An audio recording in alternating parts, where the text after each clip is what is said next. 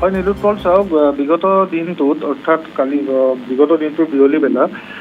এটা শিশুৰ অপহৰণ কাণ্ড সংঘটিত হৈছিল শিৱসাগৰ নগৰৰ সমীপৰ ৰংঘৰ চাৰিআলিত আৰু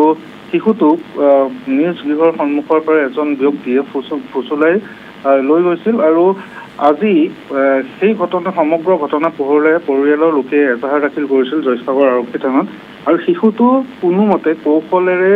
সেই অপহৰণকাৰী কবলৰ পৰা আহি নিজ বাসগৃহৰ সন্মুখত উপস্থিত হৈ তাৰপিছতে সমগ্ৰ ঘটনা পোহৰলৈ আহে আৰু ইতিমধ্যে জানিব পৰা গৈছে যে ৰিংকু আহমেদ নামৰ এজন ব্যক্তিয়ে শিশুটোক ফুচুলাই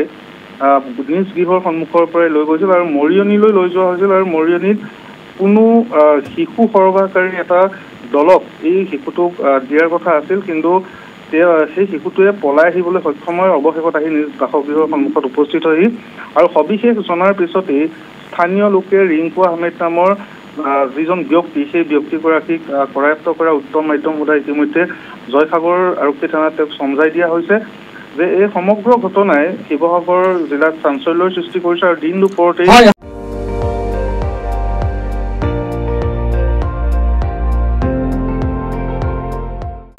আপুনি চাই আছে ND24